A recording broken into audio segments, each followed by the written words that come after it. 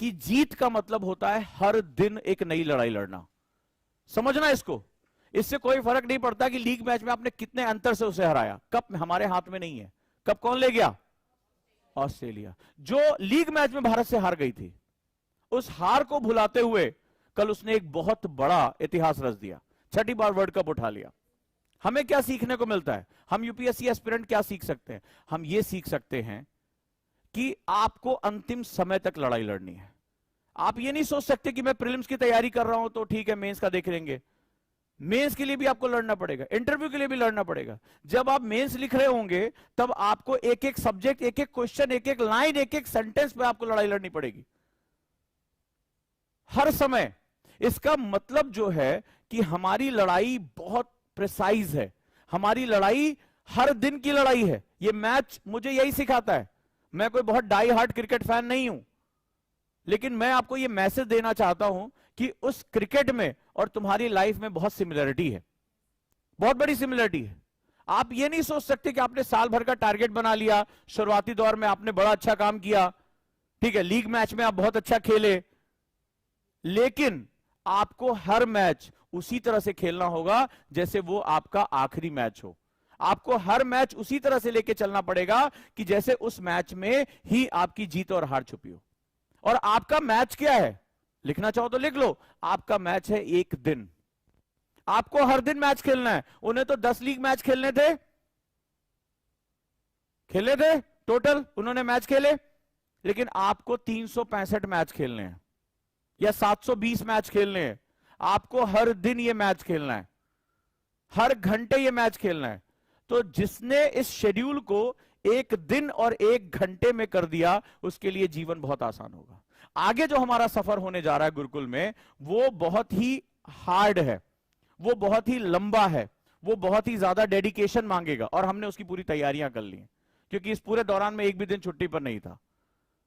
और मैं बहुत शांत होकर बहुत ध्यान से वो चीजें सुन पाया हूं, समझ पाया हूं, उसके लिए मैंने प्लानिंग की है।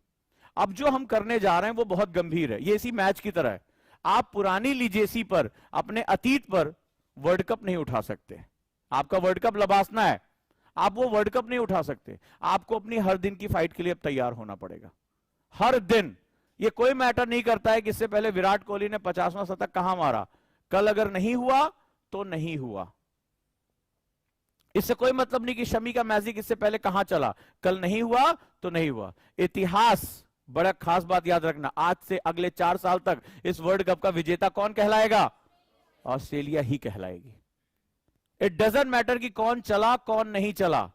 इसका मतलब तुम्हारे लिए एक बड़ी इंपॉर्टेंट मैसेज, तुम्हारी एक लाइन है कि यह संसार प्रयास नहीं परिणाम देखता है। इसको याद रखना, यह संसार प्रयास नहीं परिणाम देखता है। प्रयास भारत ने बहुत जीतोड़ किया, लड़े, वो खड़े रहे, लेकिन जो सबसे इंपॉर्टेंट चीज थी, परिणाम किसके पक्ष में गया, ट्रॉफी किसने उठाई, विजेता कौन कहलाया। इससे भी कोई फर्क नहीं पड़ता कि लीग मैच में ऑस्ट्रेलिया भारत से हार गई थी, कल क्या हुआ यह ज्यादा इंपॉर्टेंट है। तो यहां पर भी तुम्हें यह समझना पड़ेगा कि हर दिन जब तुम उठो तो इस शेड्यूल में तुम्हें यह सोचना पड़ेगा, कल मेरा दिन बहुत अच्छा रहा, लेकिन वो कल की लीजेसी थी, वो आज की लीजेसी नहीं है। तो आज से अगर तुम्हें गुरुकुल में, वाकई में गुरुकुल में सरवाइव करना है, गुरुकुल में रहना है, और गुरुकुल से अपना सब कुछ निकालकर बाहर लाना है, अपने आप को बदलना है, तो आज से तुम्हारे लिए सिर्फ एक दिन होना चाहिए, सिर्फ एक दिन। सुबह आंख खुलने से लेकर और रात में सोने तक, और यह दिन 100% प्रोडक्टिविटी के साथ भी चला गया तो भी अगले दिन ना उसका कोई घमंड होना चाहिए, और पिछला खराब गया तो उसका मलाल भी नहीं होना चाहिए।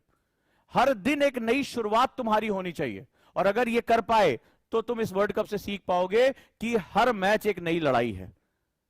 कभी भी आप सेफ नहीं हो सकते। अविजित रहने वाली टीम भी वर्ल्ड कप हार सकती है। मान लीजिए आपने साल भर अच्छी पढ़ाई की और एग्जाम से पहले आप थोड़ा सा डिसोरिएंटेड हो गए, थोड़ा सा खुद को संभाल नहीं पाए, खुद का स्वास्थ्य नहीं ठीक कर पाए, तनाव नहीं ठीक कर पाए, कोई भी कारण हो गया, और उस आखिरी दिन में तुम वो परफॉर्मेंस नहीं कर पाए जो तुम्हें चाहिए थी, सब कुछ नष्ट हो जाएगा, सब कुछ नष्ट हो जाएगा। और दुनिया उस परिणाम को देखेगी, वो ये नहीं देखेगी तुमने 360 दिन कितनी मेहनत की। वो 5 दिन नहीं कर पाए और वो लड़ाई नहीं लड़ पाए तो सब कुछ खत्म हो जाएगा। प्रीलिम्स में सारी ताकत झोंक दी, मेंस तक थक गए, कोई मतलब नहीं है। मेंस अच्छे से कर लिया, इंटरव्यू कैजुअल हो गए, अंदर से ऊब हो गई, सब कुछ खत्म हो जाएगा। इंटरव्यू भी दे लिया, बोला अब तो इंटरव्यू दे लिया, अब थोड़ा आराम करते हैं, नहीं। जो लोग सच्ची लड़ाई लड़ते हैं ना, वो जैसे ही इंटरव्यू दे के आते हैं 1-2 दिन ब्रेक के बाद प्रीलिम्स की तैयारी शुरू कर देते हैं। नहीं हुआ तो रुकना नहीं है, अगली लड़ाई लड़नी है। तो वो तुम लोगों को बताया जाता है ना कि यूपीएससी 3 स्टेज का एग्जाम है, प्री, मेंस, इंटरव्यू। लेकिन मैंने अभी तक जितने भी सेलेक्ट होने वाले कैंडिडेट्स देखे हैं, अच्छा करने वाले कैंडिडेट देखे, वो 4 स्टेज में एग्जाम देते हैं, प्री, मेंस, इंटरव्यू, प्री। ये बात याद रखना, प्री, मेंस, इंटरव्यू और प्री। वो जब तक रिजल्ट आ नहीं जाता, अभी तक मेरे जितने स्टूडेंट हैं सबको कॉल करके जगाना पड़ा है। वो लाइब्रेरी में थे, वो ऑब्जेक्टिव क्वेश्चन लगा रहे थे, वो रिवीजन कर रहे थे, उन्हें रिजल्ट से कोई मतलब नहीं। अभी तक जितने भी, चाहे श्रुति ही क्यों ना हो, ढूंढना पड़ा था वो है कहां। फोन उसका पिछले 2 रात से बंद आ रहा था भाई, क्यों, वो पढ़ने में लगी पड़ी थी। तो वो 4 स्टेज का एग्जाम देते, तो विजेता 4 स्टेज का एग्जाम देते हैं, 3 स्टेज का एग्जाम नहीं देते।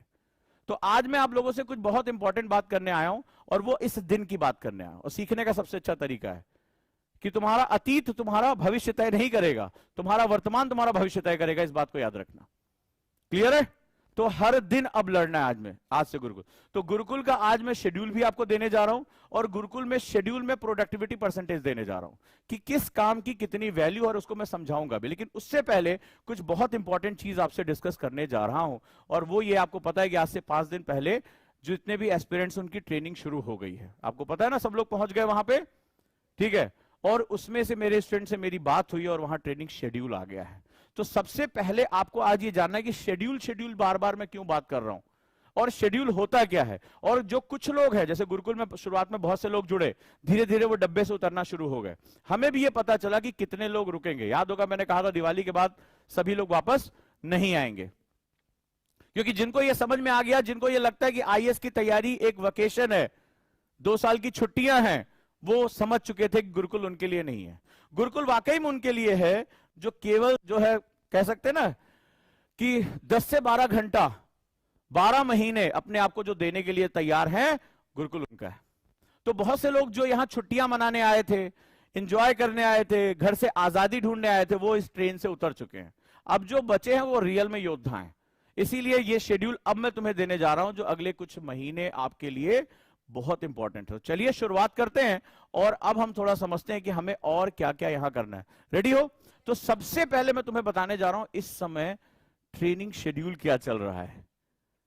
और 8 बजे शाम को जब मेरी बात हुई मेरे स्टूडेंट से जो पहुंचे हैं इस समय, आवाज कांप रही थी, बोलने की हालत में नहीं थे।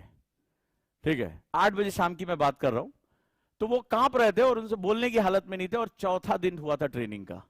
तो अब मैं तुम्हें बता रहा हूं कि एक्चुअली में जब तुम लोक सेवा में उतरे हो, पब्लिक सर्विस में उतरे हो, तो तुम ध्यान रखो कि अब ये दिन तुम्हारा शेड्यूल से ही चलेगा।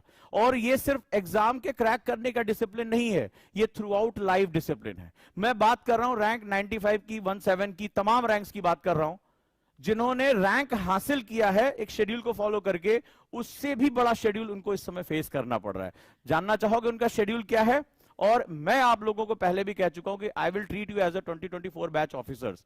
तो ये शेड्यूल भी मैंने उसी हिसाब से बनाया है, और नए तरीके से अब मैं इस शेड्यूल का नोटिफिकेशन भी आपको देता रहूंगा।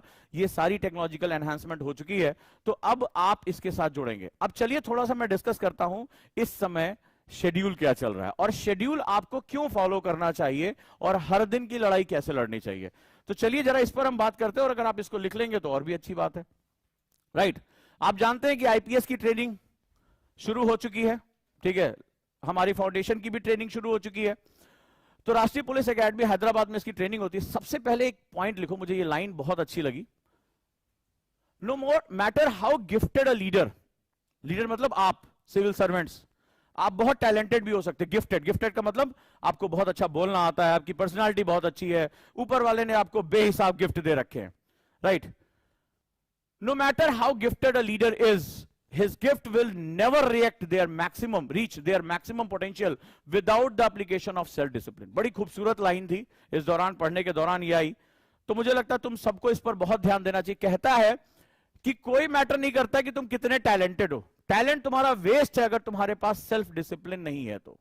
और सेल्फ डिसिप्लिन का मतलब होता है एक शेड्यूल फॉलो करना, वो शेड्यूल जो तुम्हारी जिंदगी का आधार बन सकता है, वो शेड्यूल जो तुम्हारी जिंदगी के लिए सबसे इंपॉर्टेंट है। ये कोट लिख लेना आज से, क्योंकि अगले जितने भी दिन होंगे, तुम में से अभी तक मैंने सबको गुरुकुल में बहुत डीपली स्टडी किया, मैंने देखा कि एक बहुत बड़ा वर्ग ऐसा है जो जिंदगी में पहली बार उसको सही तरीके का गाइडेंस मिला तो वो घबरा गया। वो भी क्यों घबराया? क्योंकि अचानक से उसको अपने साथ बहुत ढेर सारी क्या एक्सपेक्टेशंस हो गई। उसको लगा शायद वो 2-3 महीने में मिरेकल क्रिएट कर देगा। तो मिरेकल जैसी कोई चीज नहीं होती। मिरेकल सक्सेस का अचीवमेंट, एक हाईएस्ट पॉइंट होता है और कुछ नहीं है ये। तो ये चीज हमें लगा, कुछ लोगों को लगा कि आईएएस रील्स की तरह होते हैं, ठीक है, जिसमें क्या होगा, गाड़ी बंगला सब ऐसे फ्री में दे दिया जाएगा, बिना मेहनत के कुछ नहीं मिलेगा। कुछ लोगों को लगा कि कुछ दिन मेहनत करते फिर वो बोर होने लगे। जो बहुत बड़ी टेंडेंसी मैंने देखी वो स्टूडेंट की थी जो बोर हो गए, मतलब अरे यार लगातार एक काम कौन करे, दे नीड सम रिफ्रेशमेंट। तो डिसिप्लिन जो होता है दुनिया की सबसे बोरियत वाला काम होता है, लेकिन संसार के जितने भी जीनियस रहे हैं उनके साथ एक बड़ी खास बात रही है, उन्होंने एक ही शेड्यूल को बार बार फॉलो किया। तो शेड्यूल फॉलो वही कर सकते हैं जो भगवत गीता के इस श्लोक पर बहुत बिलीव करते हैं, कर्मण्येवाधिकारस्ते मां फलेषु कदाचन। बहुत ही इसी के साथ जोड़ता हूं, कर्म करिए, फल की चिंता मत करिए। यहां कर्म करने का मतलब क्या है? कर्म में लाइक और डिसलाइक दोनों नहीं है।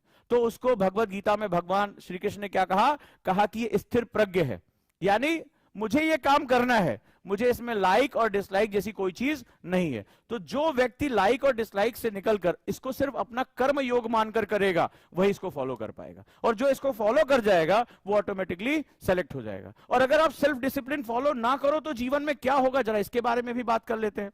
अगर आप सेल्फ डिसिप्लिन फॉलो ना करो तो आपके जीवन में क्या चेंज आएगा? आपने कभी ऑक्टोपस देखा है? ठीक है, उसके क्या होते हैं? बड़े ढेर सारे हाथ पैर होते हैं। तो बिना शेड्यूल के, बिना ओरिएंटेशन के आप इसी तरह के एक ऑक्टोपस हो जिसके पैरों में स्केट्स बांध दिए गए हैं, और बोला चलो, तो इसके हाथ पैर क्या होते हैं? अलग अलग डायरेक्शन में चलते हैं, ठीक है। तो आप बिना शेड्यूल के यही ऑक्टोपस हो, और कुछ नहीं। तो क्या होगा? ये पता ही नहीं कर पाएगा जीवन में कि ये आगे जा रहा है या पीछे जा रहा है, क्योंकि आगे वाले पैर इसको किधर की तरफ ले जाएंगे? आगे की तरफ, और पीछे वाले पैर। तो आप वही ऑक्टोपस हो बिना शेड्यूल के, क्योंकि आपका दिमाग हर डायरेक्शन में भागता है।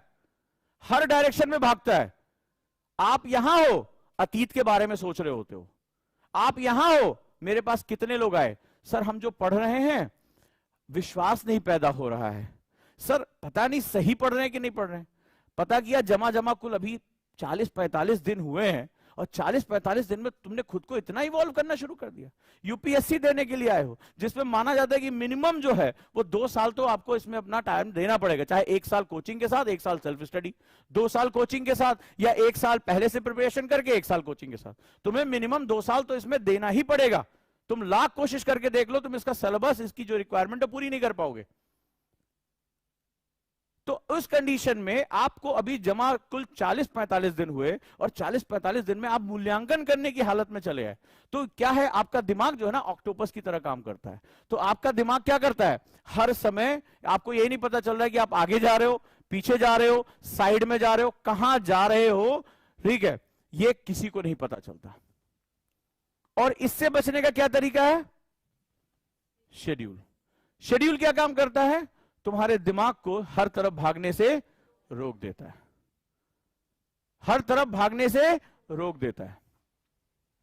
तो बस जिस दिन तुमने इसको रोक लिया, तुम्हारी ताकत इकट्ठा हो गई। और ये काम कौन करता है?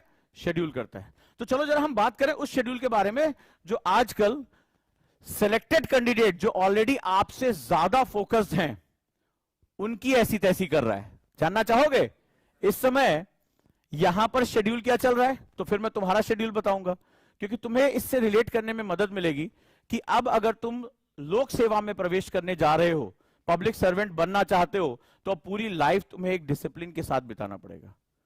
तुम्हारा जो अब जीवन साथी होगा ना, वो सेल्फ डिसिप्लिन होगा। क्यों कह रहा हूं?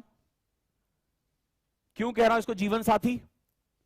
क्योंकि जब तुम ये सेल्फ डिसिप्लिन करोगे तो बहुत सी आलोचनाओं का सामना करना पड़ेगा। जब तुम इस सेल्फ डिसिप्लिन फॉलो करोगे ना, तो हो सकता है तुम्हारा जीवन साथी ही तुमसे शिकायत करने लगे कि तुम्हारे पास हमारे लिए टाइम नहीं है। तो ये टेम्पटेशन, इस घबराहट, इन सबसे निकलना पड़ेगा तुम्हें। जरा छोटी सी नजर डाल लेते हैं कि आखिर राष्ट्रीय पुलिस